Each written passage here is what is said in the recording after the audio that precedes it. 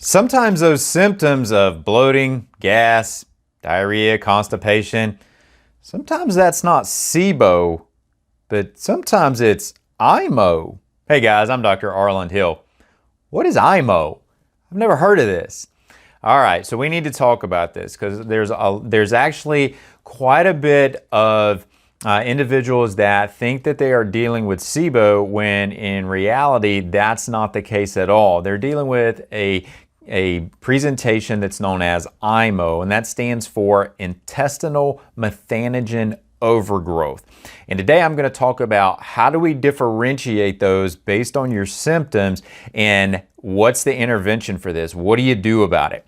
All right, so as you know with SIBO, the small intestinal bacterial overgrowth, this typically happens, symptoms begin to manifest pretty quickly after eating. So generally within about 30 minutes, certainly within an hour, if symptoms are going to present, that's when you're going to mostly notice those. And the reason being on that is this is a problem in the small intestine. So the food is reaching that area faster, there's going to be fermentation of that food, and the symptoms are going to result from it quicker. So 30 minutes, 60 minutes usually on the long end, and you're symptomatic. That's when you're starting to notice the gas, the bloating, the painful distension or just distension, the change in your bowel motility when that comes around.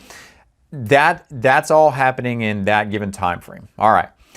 Well, what about when the symptoms don't present that quickly, but they still present just as consistently? Like maybe you're having these symptoms pop up in an hour and a half, 2 hours, even longer.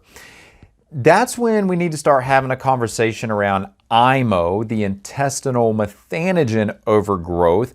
And these organisms are generally different. They fall into, as the name implies, a category known as methanogens. That is the grouping on this.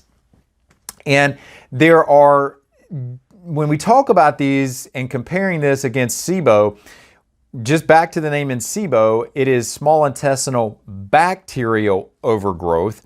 And so when we talk about methanogens, these are not bacteria. These are a different category of microorganisms known as archaea, and archaea are not so much important in terms of what the intervention is going to be, but the point is that they are different than bacteria.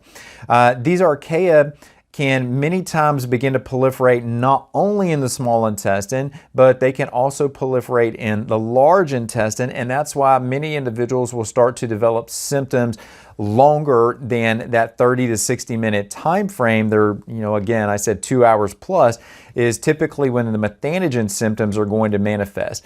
And so with the methanogens, we can, fortunately, many of the same things that we see with interventions for SIBO, the combinations of botanicals, those are also going to be effective against the archaea, against the methanogen overgrowth.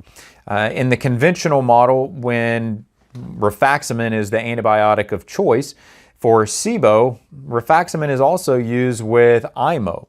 And granted, IMO is not talked about very much. In fact, this is, even though we've had an understanding about methanogens for quite some time, the understanding of how they can represent themselves in an overgrowth conceptually is relatively new.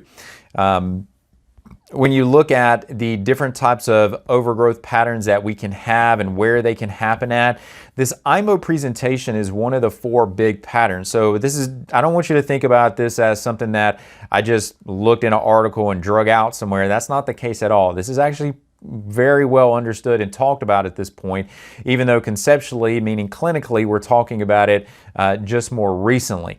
So if you look at the big 4, you've got small intestinal bacterial overgrowth, small intestinal fungal overgrowth, make sure you check out the video on that, intestinal methanogen overgrowth, and then large intestinal bacterial overgrowth. Those are your 4 big categories of overgrowth. But if you're watching this, it's probably because you're symptomatic. And if you're thinking, wow, my symptoms just don't seem to present quite as fast as other people's do, or within that short time frame, almost what can for some and for many feel like immediately after eating, then what you may be dealing with is not small intestinal bacterial overgrowth or SIBO. You may be instead dealing with intestinal methanogen overgrowth, or IMO. Now, when we can work with this simply with symptoms, right? So we don't always need a test in this case, but testing can show us an overproduction of methane, and many times that overproduction of methane is really pointing to this intestinal methanogen overgrowth.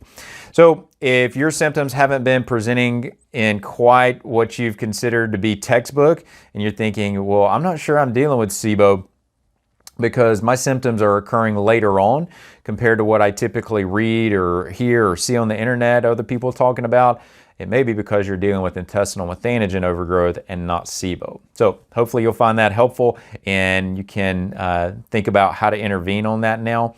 Many of the same things that set up SIBO also set up IMO.